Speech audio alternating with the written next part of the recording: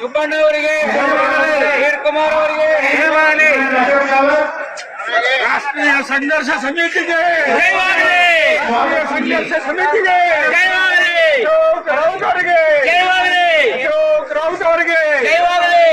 इस समस्या से जूझ रहे हैं, लड़ रहे हैं, इसलिए आपको ये समस्या मालूम है। रोजमर्रा की जिंदगी में बिना पैसे के, बिना अपनी कमाई के कैसे जिया जा सकता है, इसका आप ज्वलंत उदाहरण है। आपने पैसे भरे, पहले 417 रुपए महीना, वो भी 95 में, तब पैसों का वैल्यू क्या था।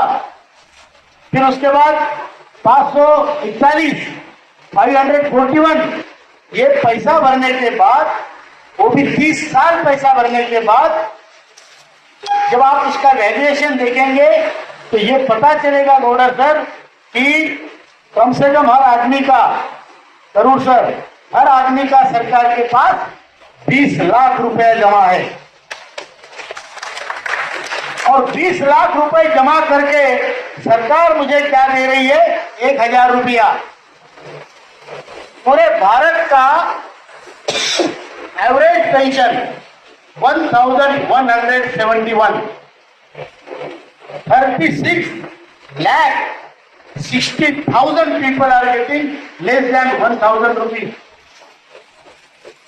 तो कौन सी व्यवस्था है भाई, लोगों से पैसे निकाल लिए और उसके बाद में उसको 1000 रुपए देके 60 साल की उम्र के बाद बुढ़ापे में बोल रहे हो कि तुम और तुम्हारी पत्नी 1000 रुपए में जियो। कौन सी व्यवस्था है, ऐसा कौन सा देश है जो कामगारों को, श्रमिकों को लूट के और फिर उन्हें बुढ़ापे में मरने के लिए छोड़ता है। ये बदलना चाहिए कि नहीं बदलना चाहिए? बदलना चाहिए कि नहीं बदलना चाहिए? हम बदलेंगे, आप बदलेंगे। आपको, हमको न्याय जिस व्यवस्था से लेना है उसके लिए जो भी कीमत चुकानी पड़ेगी हम चुकाएंगे, लेकिन न्याय लेके रहेंगे। मंजूर है? आज इसके लिए नेशनल एजुकेशन कमेटी, जो आज आपको बता दूं मैं कि हम सबके लिए गर्व की भी बात है और कई बार मुझे लगता है शर्म की भी बात है।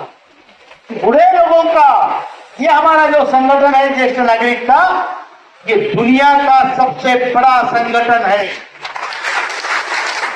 दुनिया का, विश्व का सबसे बड़ा ज्येष्ठ नागरिकों का संगठन नेशनल एजुकेशन कमेटी है। इसके ऊपर हमने केवल आंदोलन तो हमने बहुत किए, सब मालूम है आपको, आप लोग उसमें शामिल होते हैं कि आपकी समस्या है, आप एनएससी के योद्धा है, आंदोलन किए। इसका परिणाम ये हुआ कि आदरणीय प्रधानमंत्री जी ने हमको 2 बार बुलाया, दोनों बार आधे आधे घंटे की चर्चा की और दोनों बार आश्वासित किया कि आपका काम मैं करूंगा। दूसरी बार जब हम मिले तो मैं दूर खड़ा था, वो आके मेरा हाथ पकड़ के खींच के ले गए, बोले फोटो निकालते हैं। मैंने बोला सर काम कब करेंगे ये बता दो। वो बोले आपका काम हो रहा है, इसमें ब्यूरोक्रेटिक अड़चने हैं, वो अड़चने जैसे सॉल्व होती है मैं आपका काम करूंगा, मैं उसके लिए कटिबद्ध हूं। लेकिन एक आदमी से व्यवस्था नहीं चलती, चाहे वो प्रधानमंत्री जी क्यों ना हो, क्योंकि व्यवस्था में इतने बड़े आईएएस अधिकारी है, बड़े ट्रेंड आईएएस अधिकारी है, उनको ट्रेनिंग की थी अंग्रेजों के जमाने से चली आ रही है। बराबर है? बराबर है?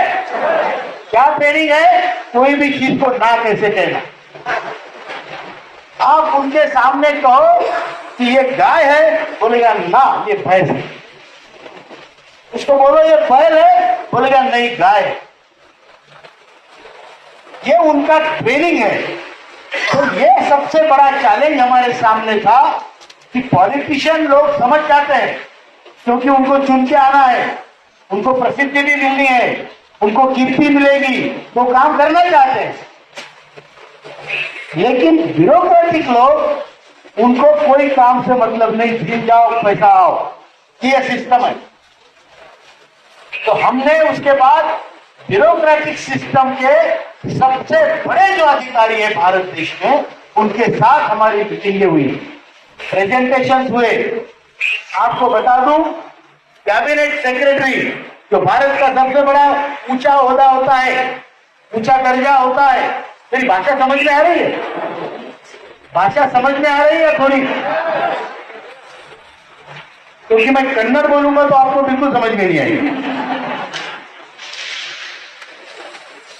कैबिनेट सेक्रेटरी से हमारी 2 घंटे चर्चा हुई, राउंड टेबल कॉन्फ्रेंस हुई, expenditure secretary, finance secretary, labour secretary, तो जो ब्यूरोक्रेसी है उसके सारे टॉप क्रीम से हमने बात की, उनको हमने अपनी बात समझाई, वो बात भी समझ गए और तभी इसको गति मिलनी शुरू हुई। हमने आदरणीय वित्त मंत्री से